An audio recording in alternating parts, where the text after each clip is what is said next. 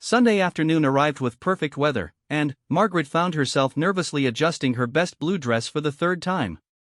Jack had spoken with her father during the week, just as he'd promised, and permission had been granted for him to call on Margaret.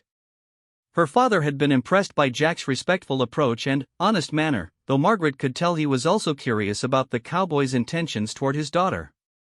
When Jack arrived precisely at 2 o'clock, he was freshly shaved and wearing his cleanest work clothes. He carried a small bouquet of wildflowers that he'd obviously picked himself, and Margaret was touched by the simple gesture. Her mother invited him in for coffee and cake, and the family spent a pleasant hour getting to know their visitor better. Jack proved to be an excellent conversationalist, sharing stories about ranch life and his travels while asking thoughtful questions about the Wilson family's experiences in Texas. Margaret noticed how he naturally included her in the conversation, seeking her opinions and responding to her comments as if they held real value. When her mother suggested that Jack and Margaret might enjoy a walk in the afternoon sunshine, Margaret felt both excited and nervous. This would be their first time alone together since the night of the dance, and she wasn't sure what to expect. They strolled toward the edge of town where a small creek ran through a grove of cottonwood trees. Jack offered Margaret his arm for support over the uneven ground, and she was grateful for both the practical help and the courteous gesture. "This is a beautiful spot," Jack observed as they settled on a fallen log near the water's edge. "Do you come here often?" "Sometimes," Margaret replied. "I discovered it a few weeks ago when I was collecting herbs for Dr. Mitchell. The sound of the water is peaceful." Jack nodded appreciatively. "There's something about moving water that puts a person's mind at ease. We had a stream that ran through our property in Montana. I used to sit by it when I needed to think through problems." Margaret found herself curious about his life before Texas. "Do you miss it? Montana, I mean." Jack was quiet for a moment, watching the water flow over the smooth stones. "I miss some things about it. The mountains, mostly, and the way you could see for miles in every direction. But I've learned that missing a place and wanting to go back aren't necessarily the same thing." "What do you mean?" "Well," Jack said thoughtfully, "I loved our ranch, but that life is gone now. Missing it won't bring it back. I can carry the good memories with me while still building something new. Sometimes the best way to honor what you've lost is to use what it taught you to create something better." Margaret was struck by the wisdom in his words. She'd been so focused on grieving her old life in Tennessee that she hadn't considered how her experiences there might help her build a better future in Cedar Ridge. "That's a beautiful way to think about it," she said softly. Jack turned to look at her directly, and Margaret felt the intensity of his attention. "Margaret, I hope you don't mind me speaking plainly, but I've been thinking about you a lot since Friday night. Our conversation meant something to me." Margaret's heart began beating faster. "It meant something to me too." "I know we don't know each other very well yet," Jack continued, "but I'd like the chance to change that. I find myself wanting to hear your thoughts on things, to share my day with you, to know what makes you laugh and what troubles you."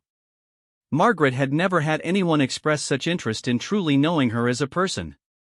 The young men back in Tennessee had been polite but distant, clearly seeing her disability as an insurmountable barrier. Jack seemed to see her as a complete person worthy of genuine attention. "I would like that very much," she said, her voice stronger than she'd expected. They spent the rest of the afternoon sharing stories and discovering shared interests. Jack told her about his dreams of eventually owning land again, perhaps a smaller spread where he could raise horses as well as cattle. Margaret found herself talking about her growing passion for nursing and her hope that Dr. Mitchell might help her pursue more formal training. "There's a school for nurses in San Antonio," she confided. "Dr. Mitchell mentioned it, but I'd been afraid to seriously consider it. It would mean leaving my family, and I'm not sure I'm brave enough for such an adventure." Jack's eyes lit up with interest. "What draws you to nursing? Beyond helping Dr. Mitchell, I mean." Margaret thought carefully about how to explain the feelings she'd only recently begun to understand. When someone is hurt or sick, they become vulnerable in a way that strips away all the social pretenses. In those moments, what matters is genuine care and competence, not whether you look perfect or say the right things. I've found that I'm good at providing that kind of care, and it makes me feel truly useful. That's a gift, Jack said seriously. Not everyone can provide comfort to people in their most vulnerable moments. If you have that calling, you shouldn't let fear stop you from pursuing it. But what if I'm not strong enough? What if my arm makes it impossible to do everything required? Jack leaned forward slightly, his expression earnest. Margaret, in the short time I've known you, I've seen you help Mrs. Patterson, assist Dr. Mitchell, and show kindness to everyone around you. Your strength doesn't come from having two working arms. It comes from your character and your heart. Any nursing school would be lucky to have someone with your natural compassion. Margaret felt tears prick at her eyes. No one had ever spoken to her about her limitations with such matter-of-fact acceptance while simultaneously encouraging her dreams. Over the following weeks, Jack became a regular visitor to the Wilson household. He would call on Margaret every Sunday and often stopped by during the week when his work brought him to town. Margaret began looking forward to these visits with an anticipation that surprised her with its intensity. Their relationship deepened gradually as they shared more of themselves with each other. Margaret learned that Jack had taught himself to read using his mother's Bible and had continued his education by borrowing books whenever possible. Jack discovered that Margaret had a wonderful sense of humor and a sharp mind for solving problems. One evening in late summer, Jack arrived at the Wilson house looking unusually serious. Margaret's father invited him to sit in the parlor, and the whole family could sense that something important was on his mind. "Mr. Wilson," Jack began formally, "I've come to ask for your daughter's hand in marriage." Margaret felt the world tilt around her. While she had hoped their relationship was heading in this direction, hearing Jack actually voice the proposal took her breath away.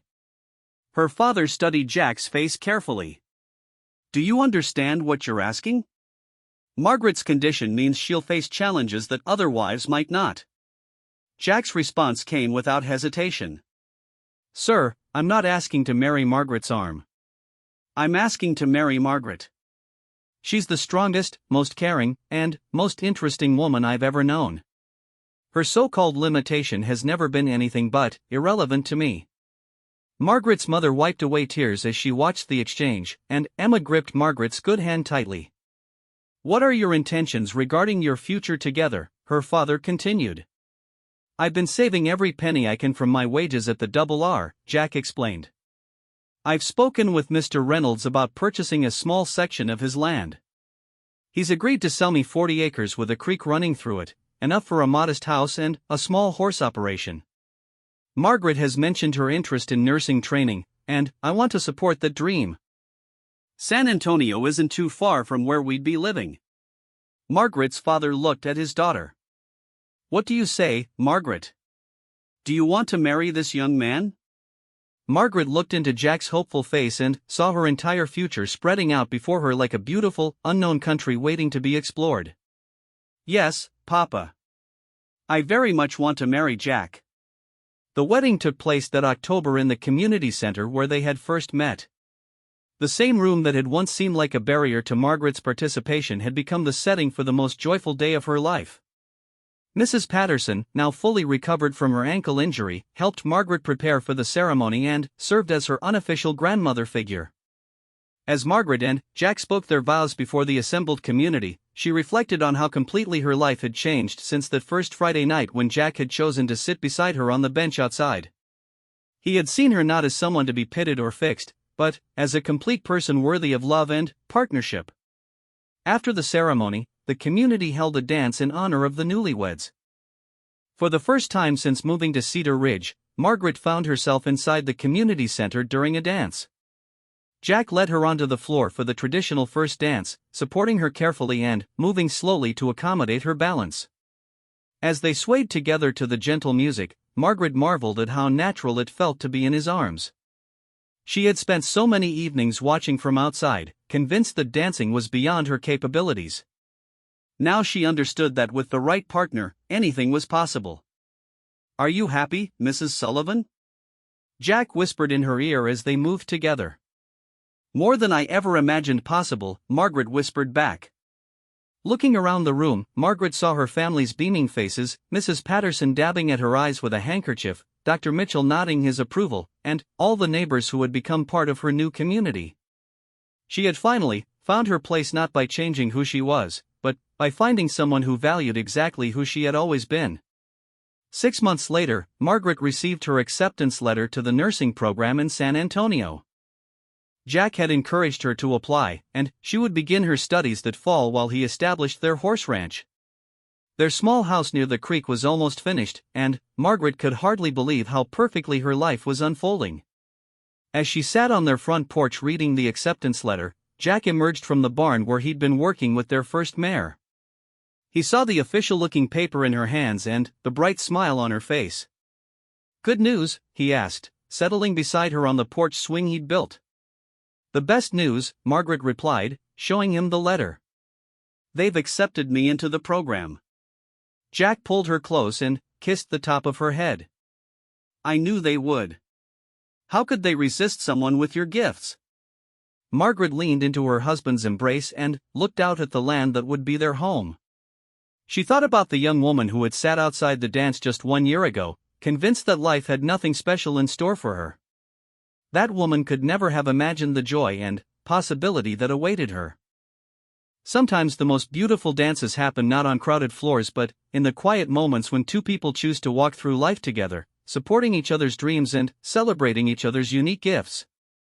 Margaret had learned that true partnership isn't about fitting into someone else's expectations but about finding someone who sees your authentic self and chooses to love exactly that. As the sun set over their small ranch, Margaret and Jack sat together in comfortable silence, watching their horses graze in the pasture and planning their shared future. Margaret had finally found her rhythm, not in the steps of a traditional dance but in the deeper harmony of a life built on mutual respect, genuine affection, and the courage to dream bigger than her circumstances had once suggested possible. 3 weeks had passed since the night Margaret helped Mrs. Patterson, and her life had taken an unexpected turn. Dr. Mitchell had been delighted when she approached him about assisting with patient care, and he immediately put her to work helping with basic nursing duties around town. Margaret discovered she had a natural talent for comforting the sick and injured, and her gentle manner made her popular among the patients. Word of her nursing skills had spread quickly through Cedar Ridge. People began seeking her out specifically when they needed care, and Dr. Mitchell started teaching her more advanced techniques. Margaret felt more useful and confident than she had in years, though she still maintained her habit of sitting outside during the Friday night dances. On this particular Friday evening, Margaret had positioned herself on her usual bench when she noticed a new face among the crowd entering the community center. A tall man with sun-weathered skin and calloused hands removed his hat as he walked through the door. His clothes marked him as a ranch hand, probably from one of the cattle operations outside town. What caught Margaret's attention wasn't his appearance but his manner. He moved with a quiet confidence and took time to nod politely to people as he passed. Emma appeared beside Margaret during the first break, slightly breathless from dancing. "Did you see the new fellow?" Emma asked, fanning herself with her hand. "He's from the Double R Ranch, about 10 miles out. His name is Jack Sullivan, and Sarah says he just started working there last month. He came down from Montana looking for work." Margaret glanced toward the community center where she could see the cowboy standing near the refreshment table, talking quietly with a few of the local men. He seemed comfortable but reserved, listening more than speaking. "He seems nice enough," Margaret replied neutrally, though she found herself curious about what had brought him south from Montana. As the evening progressed, Margaret noticed something unusual. While most of the single men at these dances focused their attention on the young women inside, this Jack Sullivan kept glancing toward the door. At first, she thought he might be looking for someone, but then she realized his gaze seemed to settle on her bench area. The third time their eyes met across the distance, he touched the brim of his hat in a small acknowledgement. Margaret felt a flutter of nervousness and looked away quickly. She wasn't accustomed to being noticed by men at these gatherings, and she wasn't sure how to interpret the gesture. During the next break in the music, Margaret was surprised to see Jack Sullivan walking toward her bench. He moved with the easy gait of someone who spent his days on horseback, and, as he approached, she could see that his eyes were a warm brown color that seemed kind.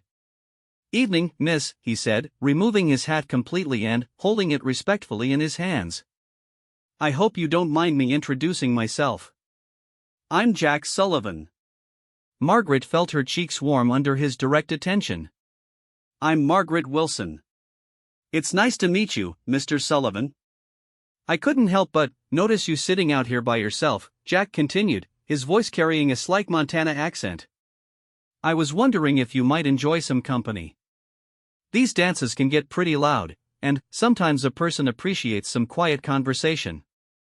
Margaret was so surprised by his straightforward approach that it took her a moment to respond. Most people either ignored her position outside the dance or treated it as something to be pitied. Jack seemed to view it simply as a choice worthy of respect. Yes, that would be nice, she managed to say. Jack settled onto the bench beside her, maintaining a proper distance but close enough for comfortable conversation. He placed his hat on his knee and looked out at the same view Margaret had been contemplating. It's a nice evening, he observed. You can see the stars better out here than from inside with all those lamps burning. Margaret followed his gaze upward to the clear night sky. Yes, I've always enjoyed watching the stars. You can see more of them here than we could back in Tennessee. Tennessee? Jack's interest seemed genuine. What brought your family to Texas? As they talked, Margaret found herself relaxing in Jack's presence. He had an easy way of asking questions that invited her to share without making her feel interrogated. She learned that he had indeed come down from Montana after his previous ranch job ended when the owner sold the property. He'd heard there was good work to be found in Texas and had decided to try his luck. What about the dancing? Margaret asked, gesturing toward the community center. Don't you want to join in? Jack chuckled softly. I'm afraid I'm not much of a dancer. These boots are better suited to stirrups than dance floors. Besides, I find I learn more about a place by talking to people than by spinning around a room. Margaret appreciated his honesty. She had expected him to make polite excuses and return to the dance after a brief conversation, but Jack seemed genuinely content to sit and talk with her. Their conversation was interrupted when Emma appeared with Sarah in tow, both young women clearly curious about the cowboy who had chosen to sit with Margaret rather than join the festivities inside. Maggie, we were wondering if you'd like some lemonade, Emma said, though her eyes were focused on Jack. That's very kind, Jack said, rising to his feet politely. I'm Jack Sullivan, and you must be Margaret's sister. The family resemblance is clear. Emma beamed at the compliment and the respectful attention. I'm Emma, and this is my friend Sarah. We're so glad to meet you, Mr. Sullivan. After the introductions and some brief small talk, Emma and Sarah returned to the dance, but not before Emma gave Margaret a meaningful look that suggested they would be having a lengthy conversation later. Once they were alone again, Jack resumed his seat. Your sister seems very fond of you. Emma worries that I spend too much time by myself, Margaret admitted. She thinks I should be inside dancing with people my own age. Jack considered this thoughtfully. Well, there's nothing wrong with dancing if a person enjoys it. But there's also nothing wrong with preferring quieter pleasures. Some of the most interesting people I've known have been the ones who took time to really see what's around them instead of just rushing through life. Margaret felt a warmth spread through her chest at his words. It was the first time someone had suggested that her preference for observation over participation might be a strength rather than a limitation. What made you decide to leave Montana? She asked, curious about his story. Jack's expression grew more serious. My family had a small spread up there, but we lost it in a bad winter 3 years ago. Lost most of the cattle and couldn't make the bank payments. My father took it hard and passed away the following spring. My mother went to live with my sister in Denver, and I've been working different ranches ever since, trying to save enough to maybe start over somewhere. Margaret could hear the pain in his voice despite his matter-of-fact delivery. I'm sorry about your father. That must have been very difficult. It was, Jack acknowledged. But I learned that sometimes when one door closes, you have to be ready to walk through another. That's part of why I'm here in Texas. Looking for new possibilities. They continued talking as the evening progressed, sharing stories about their different backgrounds and experiences. Margaret found herself telling Jack about her work with Dr. Mitchell, and she was pleased when his face lit up with genuine interest. "That's important work," he said seriously. "Taking care of people when they're sick or hurt takes a special kind of person. Not everyone has the temperament for it." Margaret felt a surge of pride at his assessment. "I never thought I'd be suited for nursing, but it turns out I really enjoy helping people heal. Sometimes we don't know what we're capable of until circumstances give us the chance to find out," Jack observed. As the dance began winding down, people started emerging from the community center in small groups. Jack stood and retrieved his hat, and Margaret felt a pang of disappointment that their conversation was ending. "I've really enjoyed talking with you tonight, Margaret," Jack said sincerely. "I hope you won't think me too forward if I ask whether you might be willing to have another conversation sometime. Maybe I could call on you some Sunday afternoon when I'm not working?" Margaret's heart raced at the unexpected invitation. No young man had ever asked to call on her before, and she wasn't sure how to respond. Part of her wanted to say yes immediately, but another part worried about what people would think or whether Jack fully understood her situation. I would like that," she said finally, her voice barely above a whisper. Jack's smile was warm and genuine. "Wonderful. I'll speak with your father this week about paying a proper visit." As Margaret watched him walk away toward his horse tied at the hitching post, she felt as though the entire evening had been a dream. For the first time in her life, a man had sought out her company not out of pity or politeness, but because he genuinely enjoyed talking with her. Emma appeared at her side almost immediately, having clearly been watching from the doorway. "Margaret Wilson, you have some explaining to do," Emma said with excitement in her voice. "That cowboy spent the entire evening talking with you instead of dancing, and now people are saying he asked to call on you." Margaret looked at her sister's expectant face and realized she wasn't quite ready to share the details of her conversation with Jack. It felt too precious and new to analyze just yet. "He seems like a very nice man," Margaret said simply. Emma clearly wanted more details, but something in Margaret's tone must have told her that pressing for information wouldn't be welcome.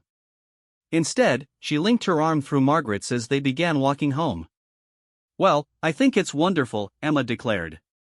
"You deserve to have someone see how special you are." As they walked through the quiet streets toward home, Margaret found herself replaying every moment of her conversation with Jack. For the first time since moving to Cedar Ridge, she felt truly seen and valued by someone outside her family. The future, which had seemed so uncertain just that morning, now held fascinating new possibilities. The summer heat pressed down on the small Texas town like a heavy blanket as Margaret Wilson adjusted her position on the wooden bench outside the community center.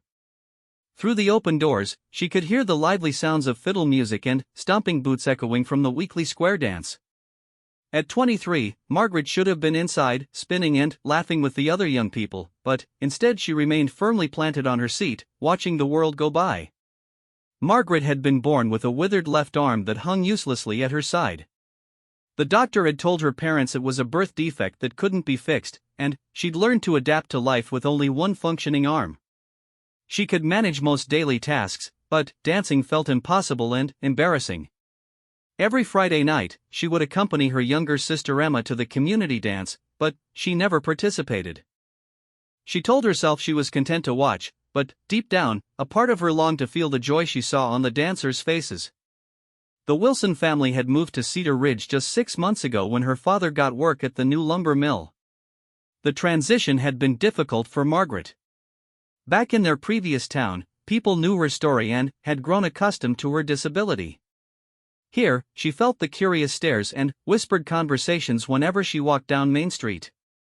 The local women would smile politely but keep their distance, and the young men seemed to look right through her. Emma emerged from the dance hall during a break between songs, her cheeks flushed and her blonde hair slightly disheveled from dancing. She plopped down beside her older sister with a dramatic sigh. "Maggie, you simply must come inside," Emma pleaded, using Margaret's childhood nickname. "There are so many nice people, and the music is absolutely wonderful tonight. Old Pete brought his new accordion, and it sounds like heaven." Margaret shook her head gently, smoothing her plain brown skirt with her good hand. "You know I prefer to stay out here, Em.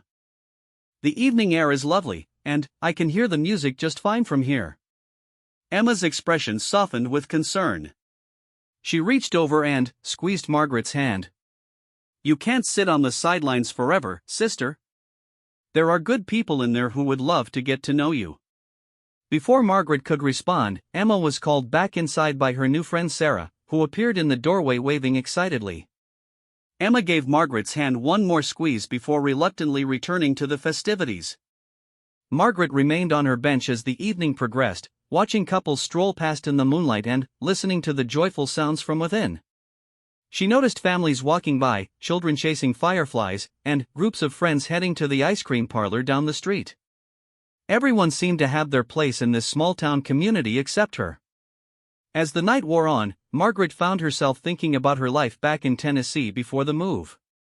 She had worked as a seamstress in Mrs. Henderson's shop, and, while the work wasn't glamorous, she had felt useful and skilled. Here in Cedar Ridge, she hadn't been able to find similar work, and her days felt empty and purposeless. Her father insisted she didn't need to work since he was making good money at the mill, but Margaret missed having something meaningful to fill her time. The dance was winding down when Margaret noticed a commotion inside. Through the window, she could see that someone had gotten hurt. A few moments later, Emma appeared at the door looking worried. "Maggie, old Mrs. Patterson took a bad fall during the last dance. She twisted her ankle something fierce. Dr. Mitchell is looking at her now, but she's going to need help getting home."